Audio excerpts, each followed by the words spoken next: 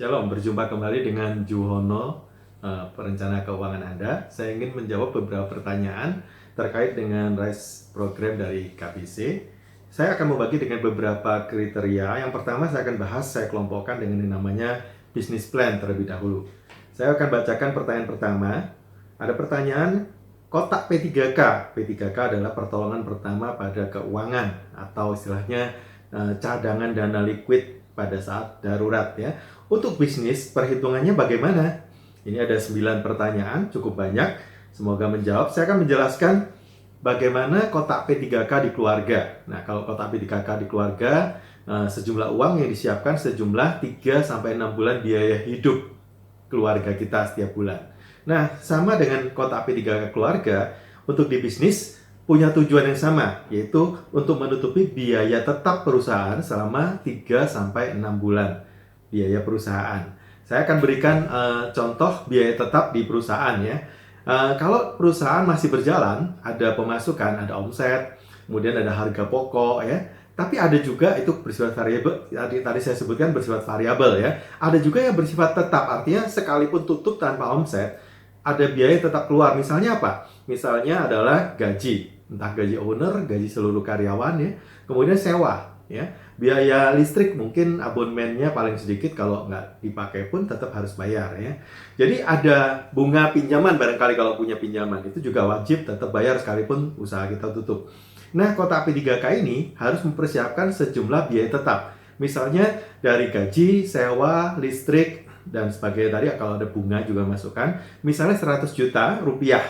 Maka perusahaan perlu menyiapkan dana liquid, artinya bisa dicairkan setiap saat, dalam bentuk tunai yang disimpan di reksadana pasar uang atau deposito berjangka sebulan sekali di ARO.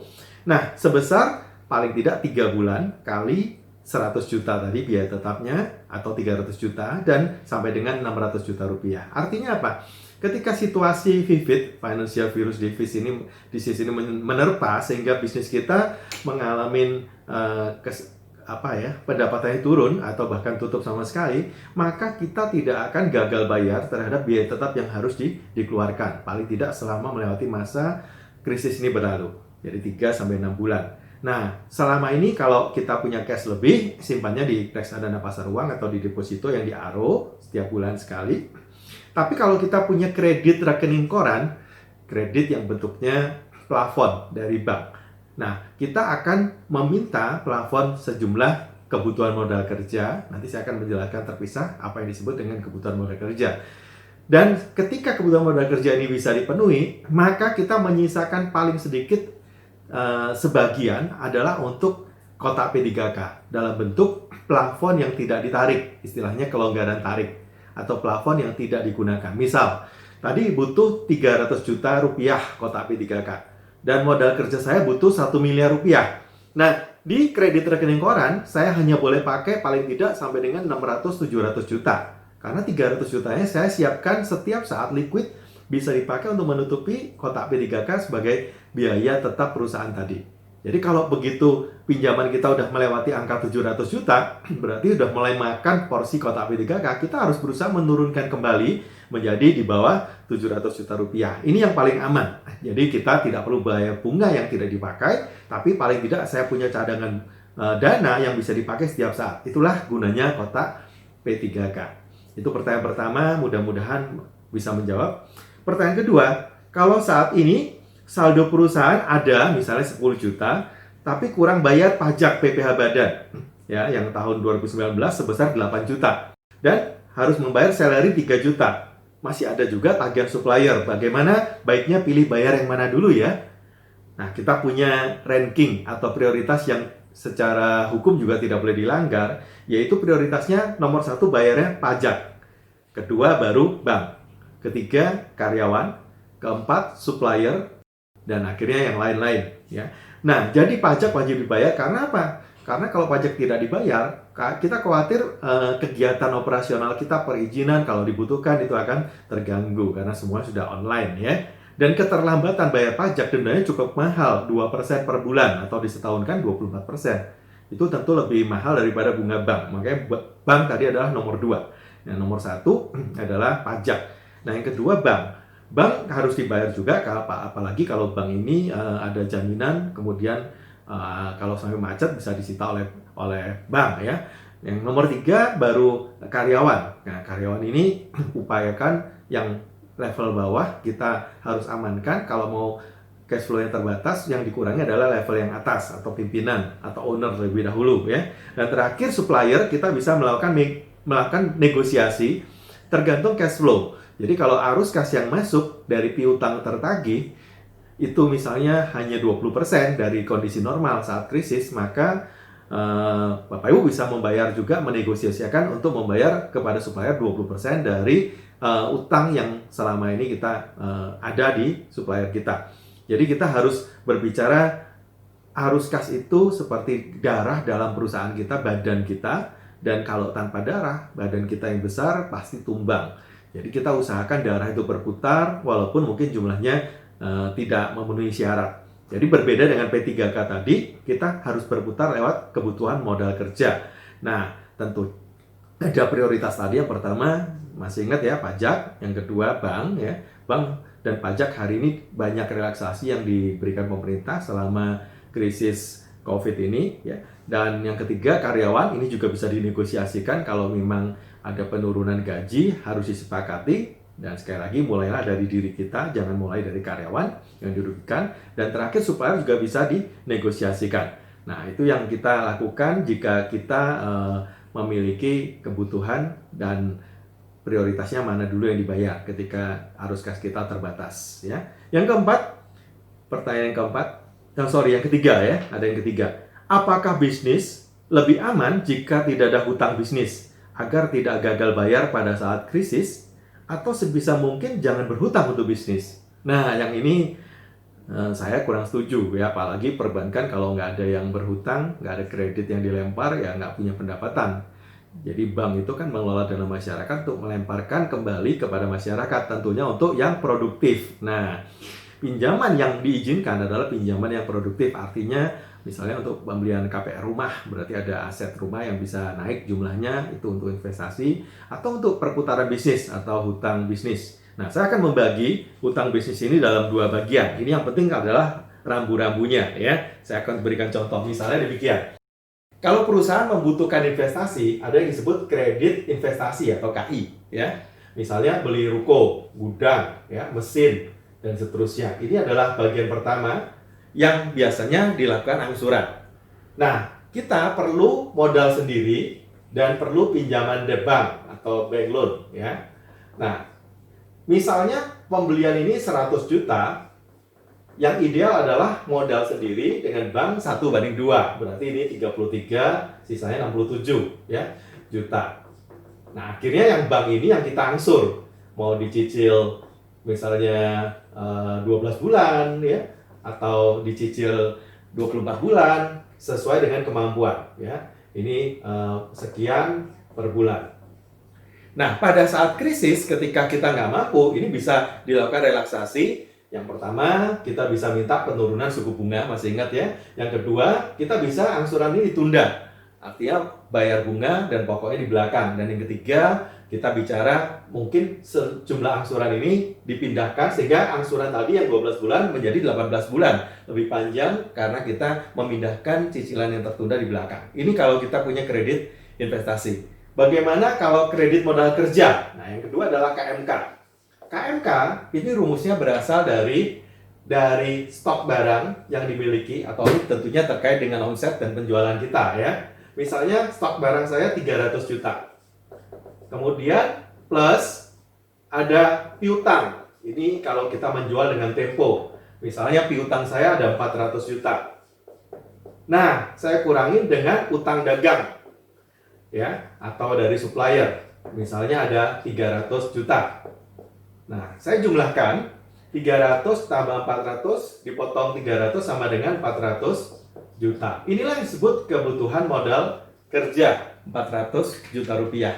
Sama prinsipnya, ada modal sendiri dan ada bank. Ini juga bisa dibiayai seperti demikian. Misalnya modal sendiri 133 juta atau sepertiga, kemudian modal bank 267 ya, juta. 1:2. Ini yang sehat. Nah, yang modal kerja ini biasanya itu hanya bayar bunga. Nah, di relaksasi ini, bunga ini bisa turun. Kalau masih kurang sanggup, bisa ditunda bunganya, dikumpulkan untuk diangsur, pindah kemari nanti ya. Seperti angsuran yang sebelumnya. Nah, saya ingin berbicara tentang kredit modal kerja. KMK 400 juta ini, kemudian kita dapat pinjaman dari bank 267. Kita berharap kalau boleh nih, ada plafon. Plafonnya tetap kita minta misalnya 400 juta. Plafon dari bank ya. Padahal yang boleh kita pakai hanya 267 juta. Usahakan tidak lebih. Sehingga ada sisa, ini yang disebut kelonggaran tarik 133 juta. Nah, ini adalah kotak P3K yang diupayakan jangan dipakai kecuali kondisinya darurat. Kalau misalnya terpakai ada barang murah, modal kerja boleh dipakai. Tapi begitu barang terjual, langsung kembalikan.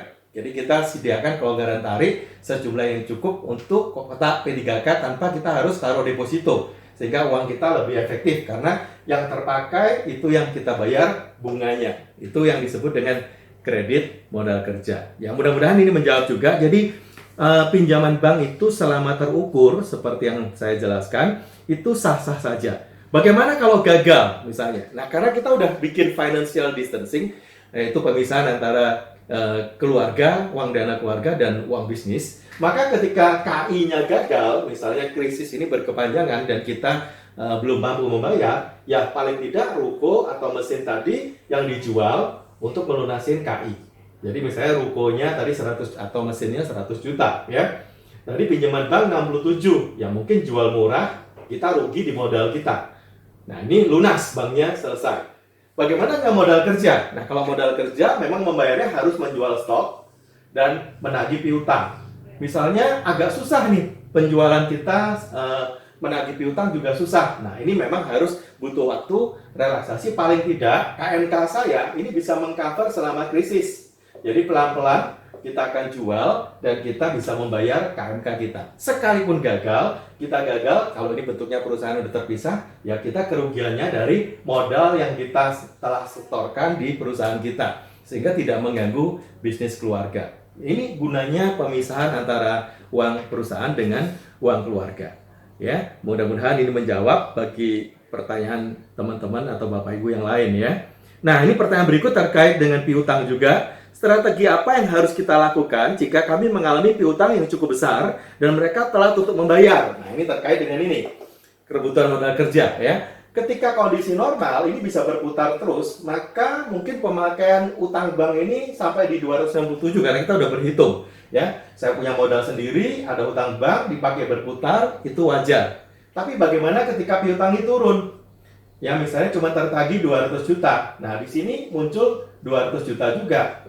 Ya, kebutuhan modal kerja yang 500 potong 300 berarti ada 200 juta cash yang tersisa. Mau nggak mau kita akan pakai adalah plafon yang tersedia di bank lebih besar. Itu berarti kotak P3K-nya akan terpakai. Nah, memang sebaiknya ketika piutang saya tertagih hanya 50% di sini, kita bisa melakukan negosiasi dengan supplier kita, boleh nggak saya juga angsur 50%? Supaya kita tidak berat. Waktu kita, arus kas kita bisa diatur dengan lebih panjang. Sehingga tidak harus habis dalam 1 bulan. Nah, ini yang dilakukan negosiasi dengan supplier kita. Dan kita jujur mengatakan bahwa piutang saya juga tertagihnya hanya separuh. Nah, mudah-mudahan ini win-win karena ini efeknya domino. Jangan sampai ketika piutang 0 tidak tertagih, supplier 0 tidak tertagih, kita mati sama-sama. Jadi krisis ini kita berbicara selalu jangan pikirkan diri sendiri. Jadi jangan mikir me, tapi pikirlah we. Kita harus survive dan hidup bersama-sama. Dan suatu hari kita akan berbisnis, berdagang. Ini berlanjut ya sebagai partner atau stakeholder. Nah, yang kelima, ada pertanyaan berikut adalah, Pak, saya mau tanyakan, kalau keuangan bisnis terpapar dan keuangan pribadi juga terpapar, bagaimana cara keluar dari situasi tersebut? Nah, ini ada 4 pertanyaan. Saya pertama ikut prihatin dengan Bapak Ibu yang terkena istilahnya terpapar dua-duanya ya, keuangan pribadi maupun bisnis. Ya memang hari gini agak susah menolongnya ya, karena tadi seharusnya kalau bisnis boleh sakit, keluarga nggak boleh sakit ya secara finansial. Ya lain kali harus diatur lebih baik. Hari ini nggak ada pilihan, terpaksa harus mungkin ada sesuatu. Kalau udah direlaksasi nggak bisa nih, berarti ada aset yang harus jual. Istilah saya berani potong tangan, istilahnya, asalkan jantungnya masih hidup. Nah, termasuk di bisnis mungkin ada sebagian yang harus dilepas, walaupun harga aset hari ini kalau dijual pasti rugi besar. Di pribadi juga demikian, masing-masing diobati, dua-duanya masuk ke ICU. Jadi di perusahaan ada yang dipotong, dan di keluarga ada yang dipotong ya, asetnya dipotong. Jangan sampai badan kita mati semua ya, terpaksa harus merelakan, ada yang dipangkas. Nah, inilah akibat, dan lain kali pasti ini kondisi sakit sekali karena kita tidak menyiapkan dengan baik kotak P3K kita. Mudah-mudahan setelah ini Bapak Ibu semua sangat sadar P3K wajib dan harus itu dilakukan ya, selain asuransi. Nah, yang ini pondasi, salah satu dari 3 pondasi yang kita udah harus siapkan dengan baik ya. Pertanyaan terakhir di sektor bisnis plan adalah, menurut Bapak, apakah melakukan shift bisnis dikarenakan adanya krisis ini? Contoh dari pabrik menjadi produksi produk lain. Jadi misalnya kalau mungkin yang bertanya demikian ya, saya punya pabrik produksi A, sekarang berpikir untuk produksi B. Belum tentu bisa ya, satu keahlian kita belum tentu di situ. Terus kemudian mungkin harus ada mesin yang dimodifikasi atau menambah, hari ini tidak boleh dilakukan. Jadi kalau effort atau upaya kita besar sekali, sementara dampaknya juga belum tentu, kita belum test the market, kita belum yakin dengan kualitas dan apakah pasar bisa menerima produk kita, jangan berspekulasi ya. Dengan upaya yang sangat minim, usahakan mencari terobosan masih dengan lini produksi dan turunannya, misalnya tadi dengan mesin yang sama bisa menghasilkan sesuatu yang lebih panjang berbeda. Misalnya restoran biasa menjual fresh food, hari ini yang sisa bisa dibentuk frozen food, coba dikemas seperti apa sehingga bisa bertahan lebih lama di suhu tertentu. Nah, satu hari ini jadi peluang bisnis yang baru untuk bisa mungkin mengirim barang kita yang bentuknya frozen, bukan cuma dijual fresh di resto, mungkin rendangnya bisa dikirim ekspor ya, di luar negeri bisa menikmati ya kerupuknya dan seterusnya. Jadi kita justru di tengah situasi bisnis begini, coba kita berinovasi untuk memikirkan sesuatu yang jangan-jangan ini peluang bisnis masa depan, dan itu masih di dalam fokus lini bisnis kita. Jangan keluar terlalu jauh ya. Itu mungkin jawaban saya terkait dengan bisnis plan. Baik, terima kasih untuk penjelasan yang sudah didengarkan. Kita akan masuk ke penjelasan yang kedua berikutnya. Ikuti video yang selanjutnya. Ya, saya Juhono, sahabat keuangan Anda. Silahkan menghubungi jika masih ada pertanyaan yang dibutuhkan.